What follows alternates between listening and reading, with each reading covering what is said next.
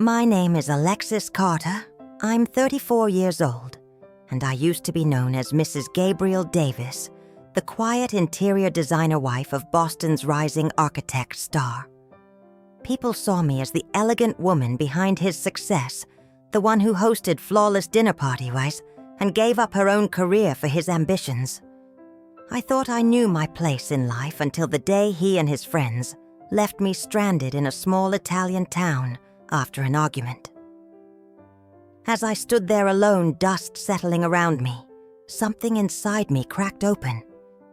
Maybe being lost in a foreign country was exactly what I needed to finally find myself.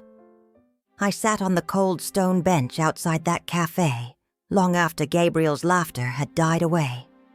An interior designer who had created beautiful spaces but had somehow forgotten to create his own life. The sun set behind the terracotta roofs, casting long shadows on the narrow street, and with each passing shadow, the reality of what had happened pressed harder on my chest. He left me, not just after a fight he drove off with his friends laughing, leaving me stranded in a town I couldn't even pronounce. At first, I believed he would come back. He always came back after his cruel jokes, brushing them off with a smirk and a kiss, calling me oversensitive for not laughing along. But as dusk turned to night, something in me changed. It felt like a slow crack in marble, silent, irreversible. The phone vibrated in my hand, but it wasn't him. Only the low battery warning flashed like my own fading self-esteem. I checked my wallet, 80 euros, no cards. He'd taken them earlier to keep them safe. As I turned to my evening purse, a loving husband. I forced myself to my feet. My legs were numb, my body both light and heavy. The locals at the coffee tables murmured in Italian, their eyes following me, with a mixture of curiosity and pity. As I dragged my suitcase down the cobblestone street, the wheels clicking like bones on stone, I found a dark hostel with peeling paint and a flashing neon sign. The old woman at the front desk spoke no English, but when I slipped coins into her hand and touched my chest, she understood. Her eyes softened with maternal sadness as she handed me a tarnished brass key. Inside the room, yellow bulbs flickered on the cracked walls. The bed creaked under my trembling weight.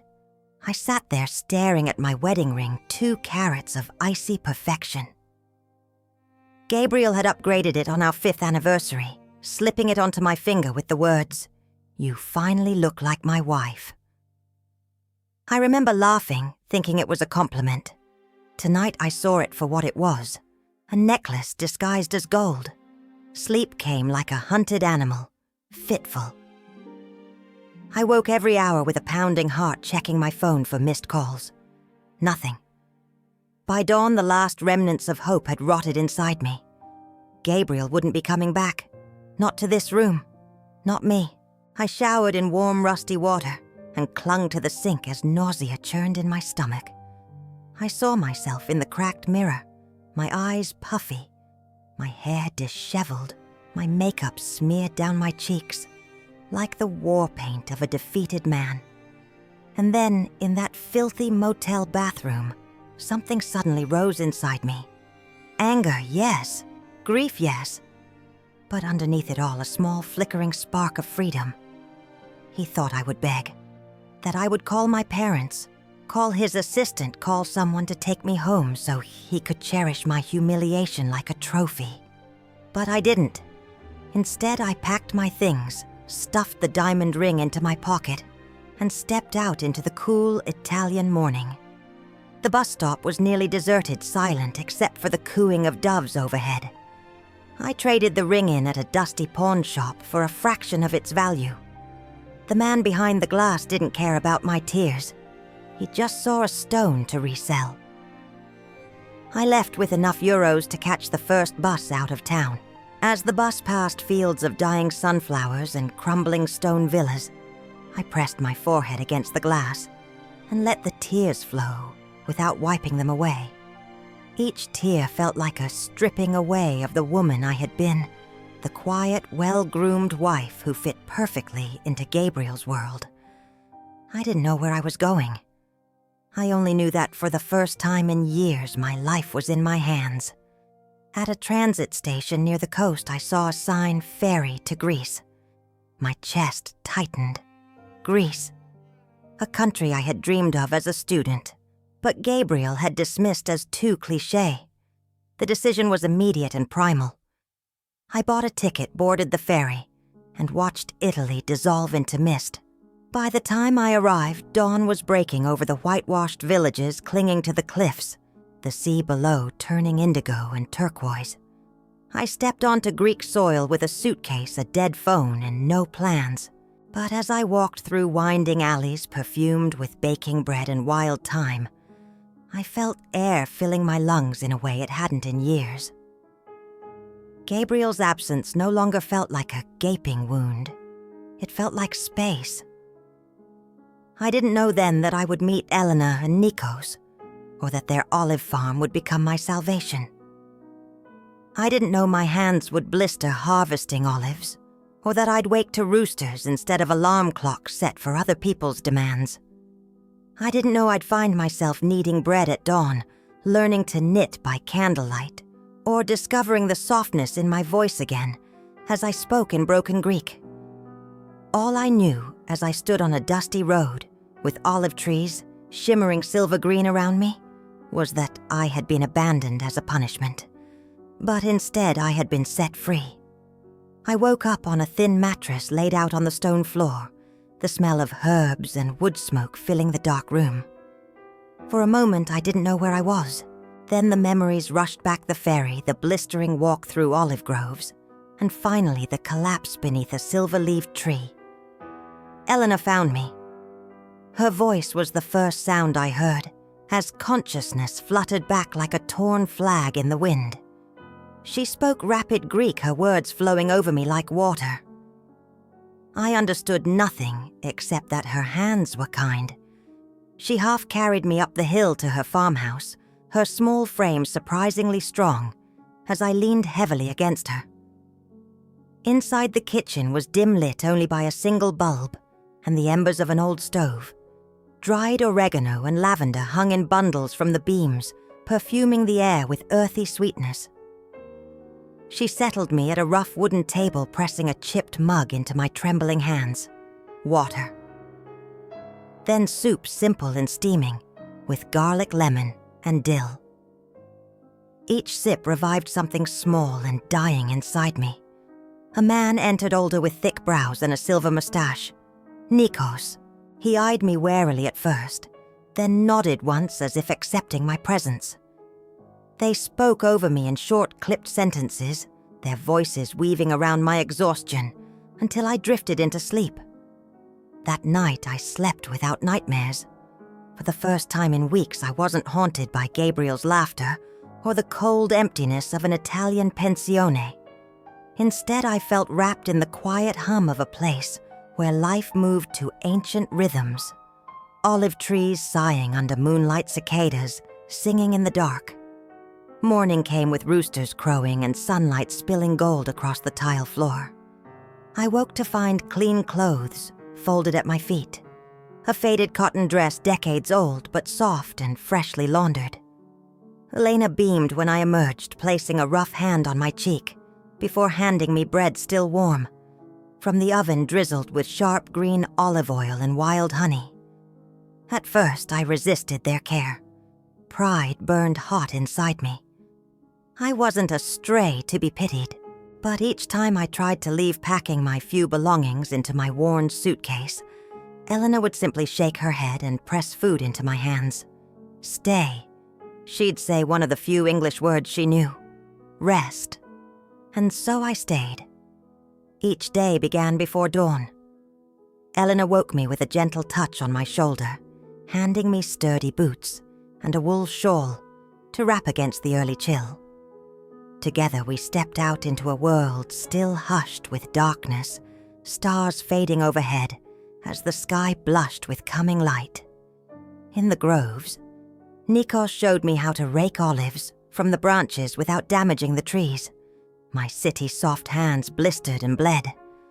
The first time I cried out, dropping the wooden rake, he clicked his tongue softly and took my palm in his rough fingers. Tomorrow better, he promised. And he was right. Each day my grip grew stronger, my muscles less prone to trembling exhaustion. At noon, Elena would spread a cloth under the olive trees and unpack lunch bread, goat cheese, wrapped in vine leaves, tomatoes still warm from the sun. We ate in silence, listening to the wind whisper through silver leaves above us. I learned their language slowly, word by stumbling word. Elena was patient, repeating phrases until they sank into my bones. Nikos teased me when I mispronounced things, his gruff laughter warming rather than wounding. At night, I sat by the stove as Elena knitted.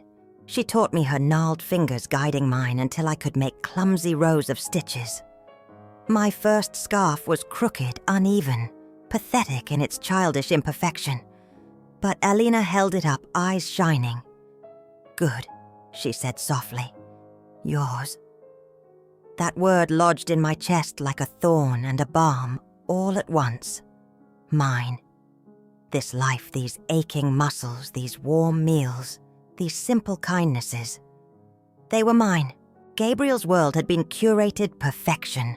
Marble counters, steel fixtures, sleek lines, muted palettes. But it was cold. Here nothing matched. Plates were chipped walls, stained with years of smoke sheets, rough with line-dried salt. Yet warmth radiated from everything. One evening, as the sun burned itself out behind distant hills, Elena brought out an old photograph album.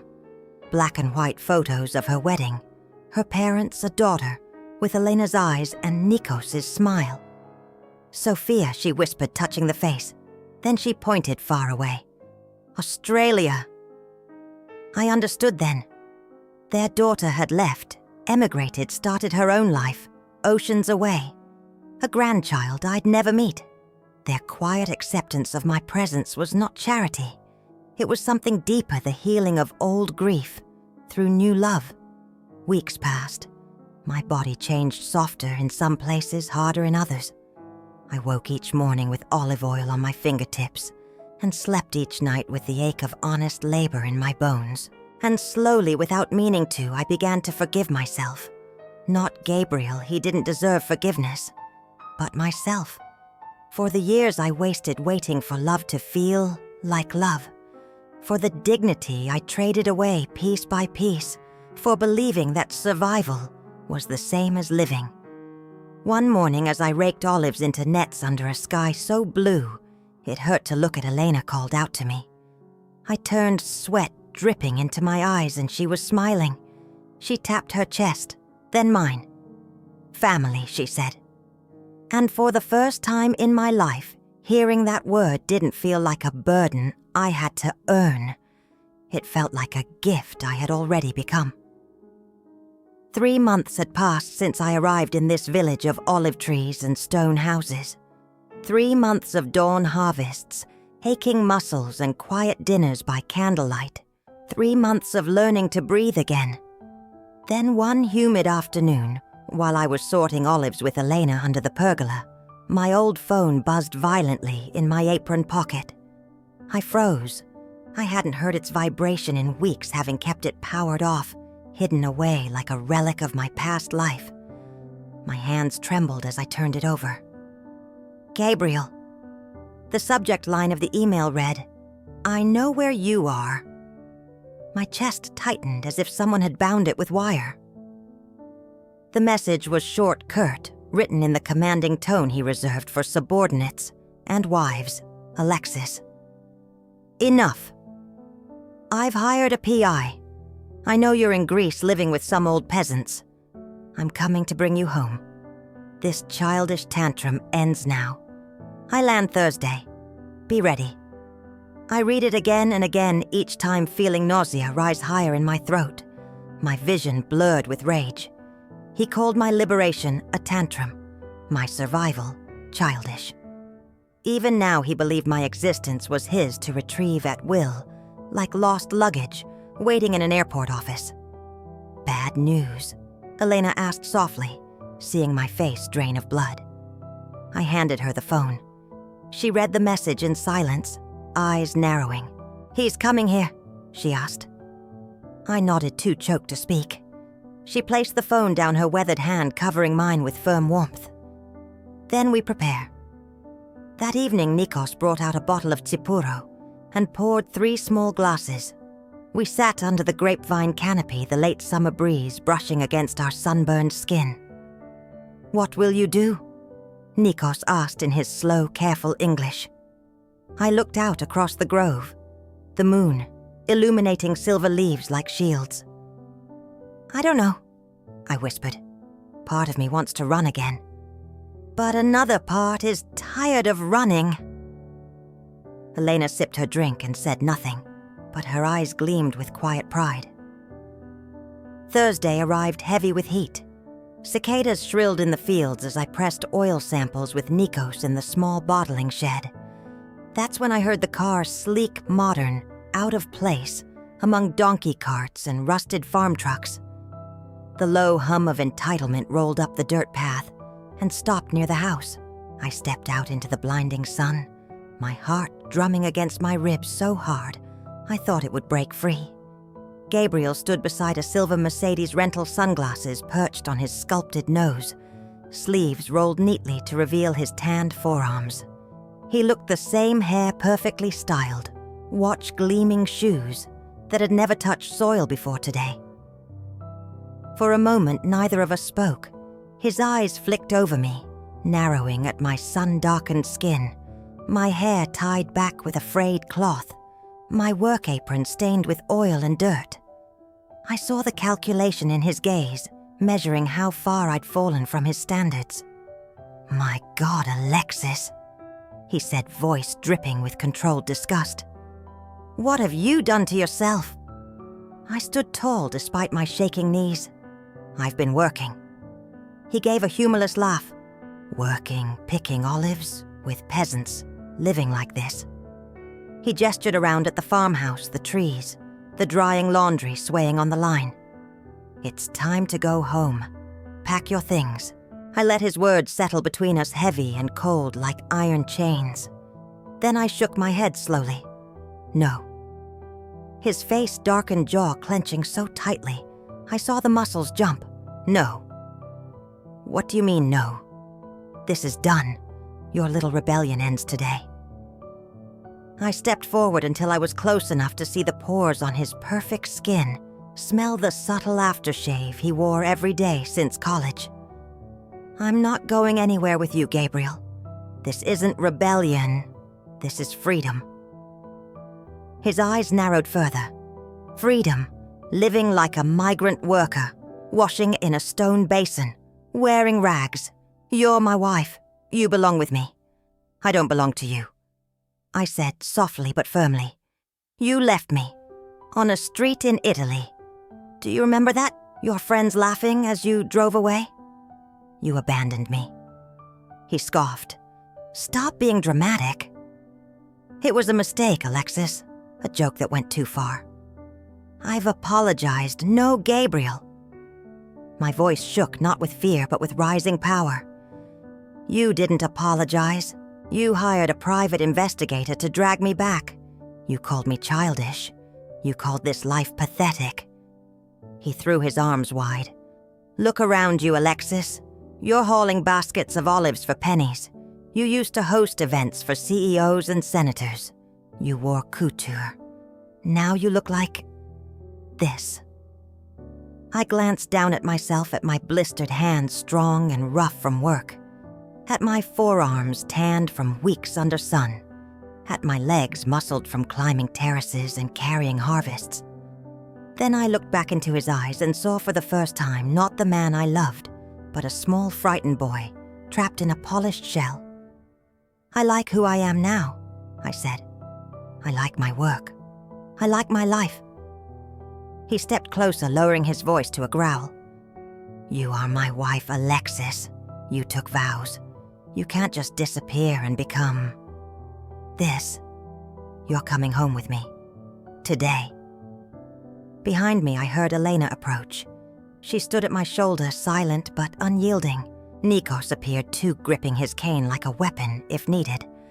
Gabriel glanced at them with thinly veiled contempt. "They can't protect you forever," he sneered.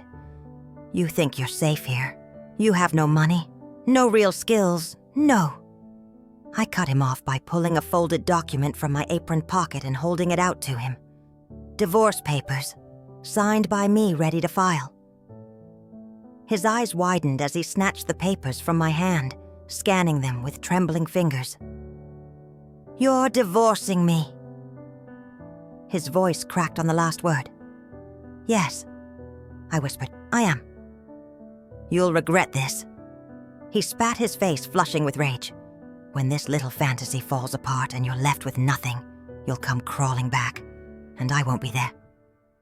A strange, peaceful smile spread across my lips. "That's the point, Gabrielle. I don't ever want you there again." He stared at me, at Elena, at Nikos, then back at me. I saw something break behind his eyes, not love but ownership. Realization dawned that he no longer possessed me. I had slipped from his grip like oil through an open palm. Without another word, he turned sharply, climbed into his car, and drove away down the dusty road, leaving only swirling gravel and the taste of relief in the hot summer air. Elena's hand pressed against my back. Nikos grunted approval. I watched the silver car disappear among the olive trees and felt something loosen in my chest. I was free, not because Gabrielle left, but because this time I chose to stay. Gabriel left like a sudden summer storm, violent, loud, but in the end leaving only clearer skies behind. I stood watching the dust settle on the dirt road between olive trees, listening to the cicadas return to their song, feeling the silence wrap around my chest like armor. Elena laid her hand on my shoulder and squeezed gently. No words were needed. Nikos tapped his cane against the ground with finality. "It's done, Alexis. Now live." In the days that followed, I worked with a different kind of strength. No longer as a refugee in my own life, but as a builder. I learned Nikos's ledger system, his handwritten scrawls on old paper, and began entering them into spreadsheets on the beat-up laptop I'd bought with my first earnings from the market stall. Elena taught me to sort olives by ripeness and texture, to smell the oil and detect notes of grass or almond or pepper. I learned from the dirt under my nails and the resin that stained my skin. At night, after dinners of olives, fresh bread, and goat cheese, I sat at the wooden table under the dim bulb, sketching the first designs for our olive oil labels. For the first time in years, I wasn't a designer bending to wealthy clients' tastes. I was giving soul to my own product. I drew the rounded olive leaves, the twisted trunks like Nikos's strong arms, Elena's rough hands, and finally myself hair tied back with a cloth, holding a basket of olives under the unforgiving Mediterranean sun.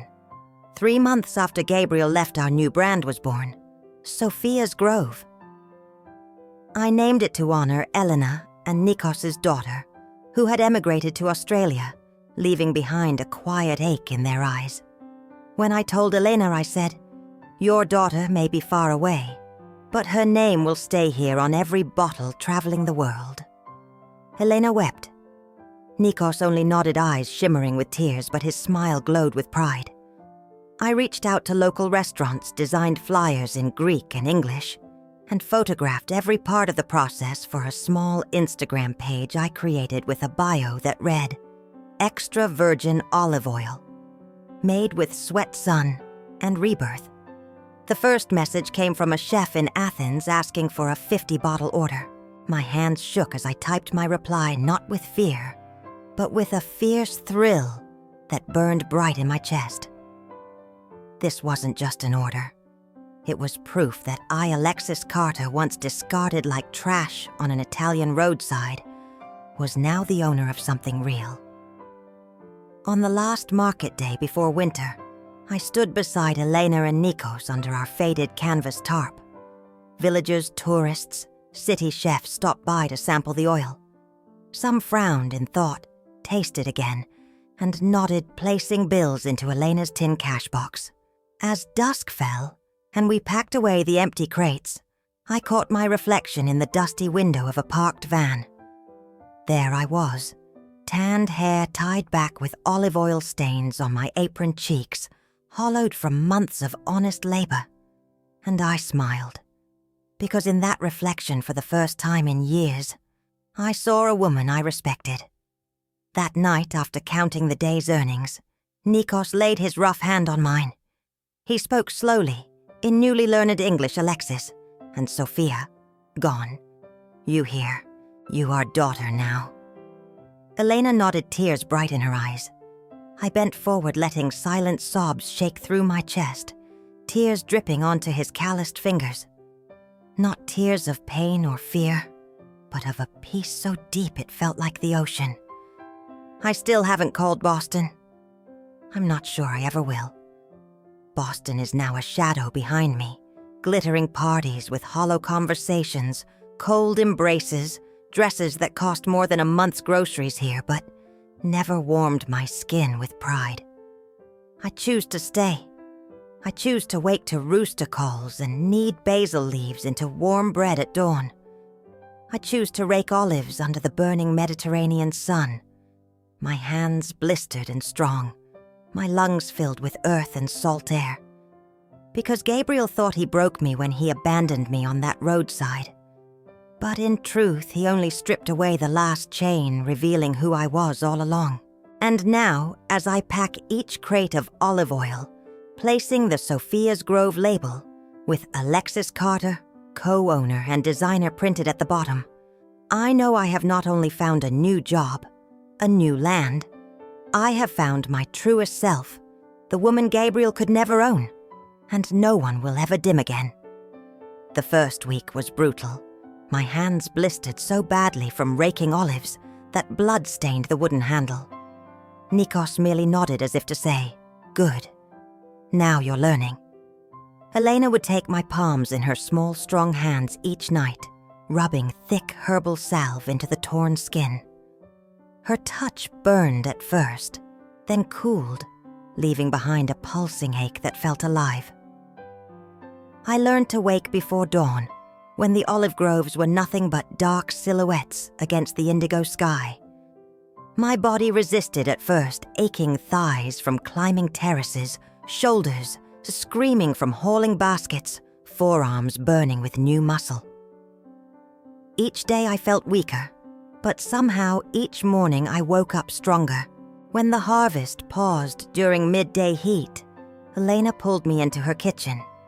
There I learned to knead dough until my arms shook, folded into soft golden loaves, and brushed them with fresh olive oil and wild rosemary.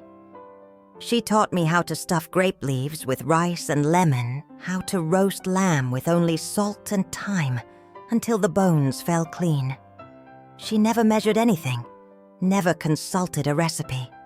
Her memory was her recipe book, and her instincts were her scales. At night, under the flickering bulb in the living room, she taught me to knit. My stitches were uneven, sloppy, riddled with mistakes. I cursed under my breath, ready to throw the needles across the room, but Elena only smiled softly and said, "Mistakes keep us humble." Sometimes when the kitchen work was done and the air outside still warm, Nikos would take me to his pottery wheel under the pergola. His thick hands guided mine as the clay spun and wobbled, coaxing shapes from trembling fingers. My first mug collapsed into a lopsided ruin, but I fired it anyway, glaze dripping down like tears. I drank coffee from it each morning, a reminder that usefulness is never defined by perfection. My body transformed. I grew thinner but harder muscles roped along my arms and calves, my stomach flat from hours bent over harvest crates. My skin darkened under the relentless Mediterranean sun, and the expensive creams and makeup I once clung to sat untouched in my suitcase. When I glimpsed myself in the shard of mirror nailed to the stone bathroom wall, I saw someone wild and fierce staring back, someone Gabriel would no longer recognize. But the change wasn't just physical. Here I wasn't a silent ornament or the background support to someone else's spotlight. I was a worker among workers. My hands turned soil and harvested olives beside Nikos. My voice mixed flour and oil beside Elena. At the market, I stood proudly behind our bottles, explaining the flavors to customers in halting Greek, their eyes lighting up when they tasted the richness. I wasn't just learning skills. I was being rewoven into the fabric of a real community. Here I was no longer Gabrielle's wife or the woman who left Boston. I was Alexis worker, designer, student teacher, daughter by choice. I was shelling peas with Elena under the broad shade of the old fig tree when my phone buzzed against the weathered wooden table. The sound startled me, a jarring intrusion into the world I had so carefully built here. A world of olive branches and bread ovens, donkey carts creaking down sunburnt roads, and quiet evenings lit only by lantern glow and drifting bougainvillea petals. I hadn't powered it on in weeks. There had been no reason to. Each email, each notification from Boston felt like a tether to a life I no longer recognized as mine. My heart stuttered in my chest as the screen lit up. Gabriel Davis. The name alone sent a ripple of cold dread flooding my veins, metallic and sharp coiling in my gut. I hesitated, thumb hovering over the message icon. My breath caught somewhere between ribs and throat. Finally, with trembling fingers, I swiped open the screen. Alexis, enough. I've hired a PI. I know you're in Greece living with old peasants. This tantrum ends now. I'm coming to bring you home. I land Thursday. Be ready. I read it again. And again. Each word slammed into me like a hammer, designed to nail me back into the narrow box he had spent years building around my life. Tantrum. Peasants. Bring you home? For a long moment, the world around me went silent. The only sound was the rush of blood in my ears pulsing with betrayal, rage, and something else I couldn't yet name. The gentle breeze rustled the fig leaves overhead, dappling sunlight across my bare arms, and the baskets of bright green peas piled between us. Elena paused her work, her weathered fingers stilling mid-shell. Her dark eyes framed by crow's feet, etched deep from decades of laughter and sorrow, flicked to my face. Bad news from America, she asked in halting, careful English. I couldn't find words. My tongue felt heavy, frozen in my mouth. I handed her the phone, my hand trembling, as I pressed it into her calloused palm. She read the message slowly, her eyes narrowing, her mouth pressing into a thin, hard line of quiet fury. When she finished, she laid the phone gently back into my hand and covered it with hers, warm, dry, strong. Fear, she asked softly, her voice low and calm, slicing through my haze like a blade wrapped in linen. I sat there staring at the glowing screen, my chest heaving with ragged, shallow breaths. Hot tears welled in my eyes, spilling over in silent rivulets down my sunburnt cheeks. But beneath the rising panic, something shifted. Something deeper than anger, deeper than grief. Something solid, something unbreakable. I inhaled slowly, the scent of crushed pea pods and dry earth filling my lungs. My shoulders drew back, my spine straightened, and with a trembling exhale, I whispered, surprising even myself. No, I'm not afraid, because I wasn't. Not really. Shock? Yes. Anger? Absolutely. But fear.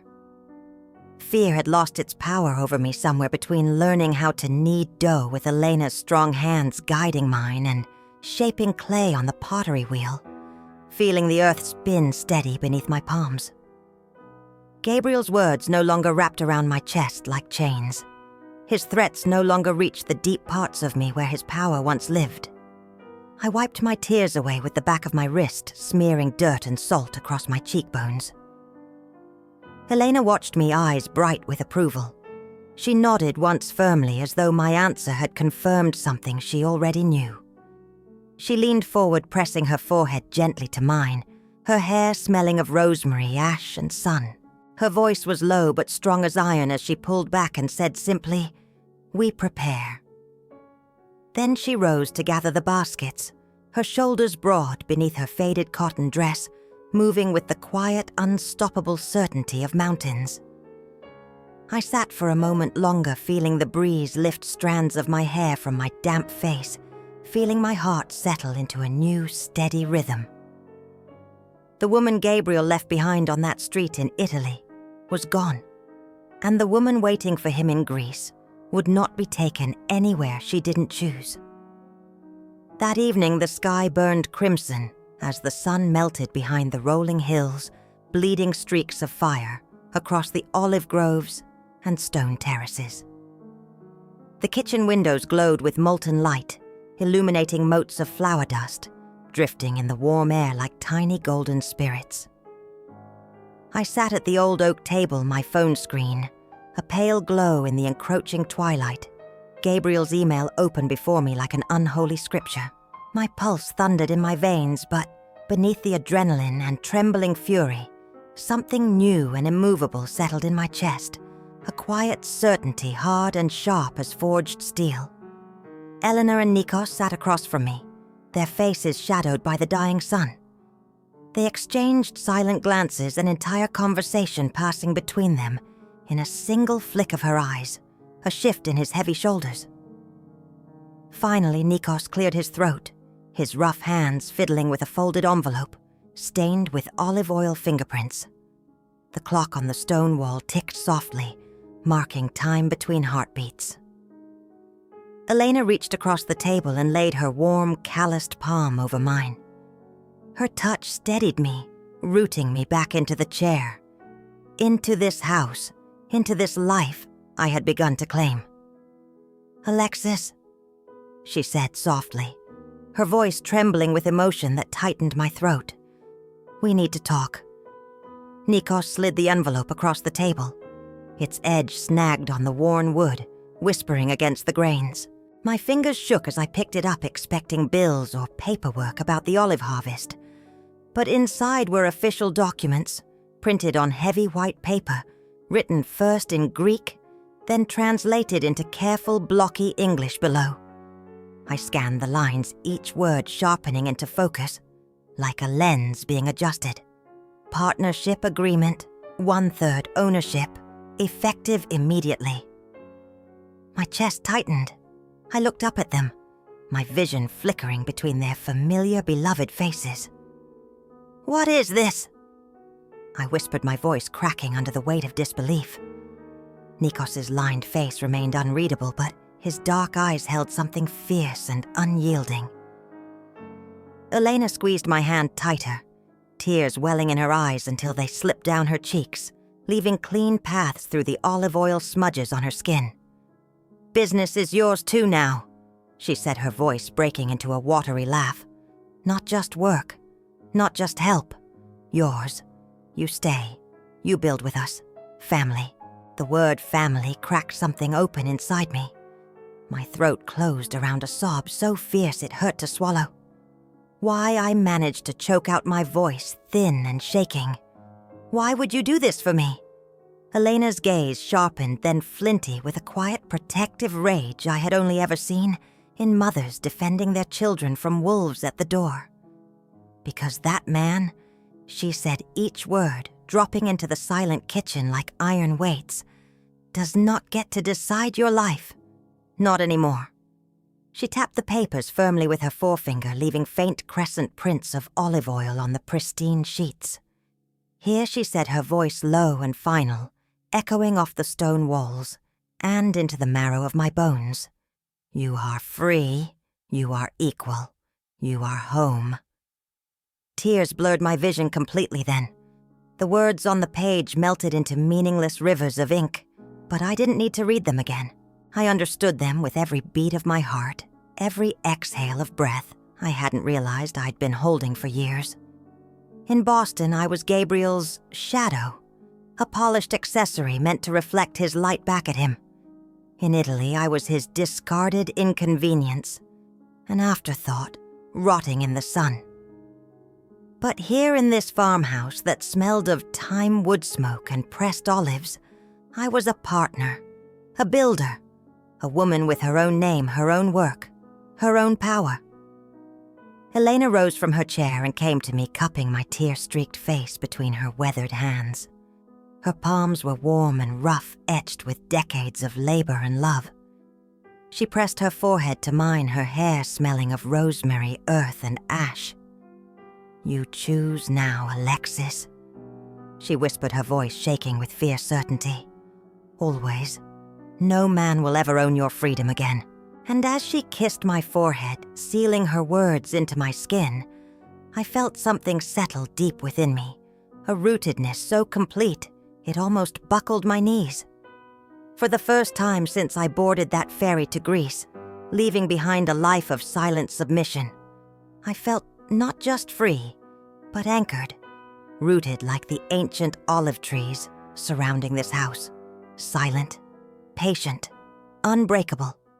The day he arrived was searing hot, the kind of heat that pressed down on the valley like a living thing.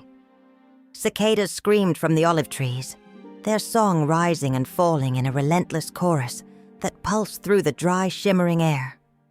I was bent over a basket of freshly harvested fruit sweat, dripping down my spine, staining the back of my cotton dress in dark streaks. The scent of crushed olives and sun-baked earth filled my lungs, grounding me in a place I had come to love with an ache as deep as bone. I heard his car before I saw it, the low, smug hum of a rented black Mercedes creeping up the dirt road, tires crunching the gravel like brittle bones underfoot. I didn't straighten right away. I savored the last few seconds of peace before his shadow fell across my world again. Finally, I stood wiping my forehead with the back of my wrist, leaving a smear of oil and dust across my brow. Nikos emerged from the house, his massive hands wiping flour from his apron. Elena followed, her eyes narrowed, her mouth set in a thin, grim line. The car door swung open, and there he was, Gabriel. Standing tall and pristine in tailored cream chinos and a crisp white linen shirt sleeves, rolled just so sunglasses perched on his aquiline nose. His shoes were polished to a mirror shine, untouched by the dust swirling around his ankles. He looked impossibly clean in this land of sweat dirt and sunburnt skin, a porcelain statue in a temple of living stone. For a moment he just stared at me, stared at. His gaze flicked over my scuffed boots, my sun-darkened arms, the loose cotton dress stained with oil and earth. His lip curled with contempt. "My God, Alexis." He drawled, his voice dripping disgust and disbelief. "Look at you."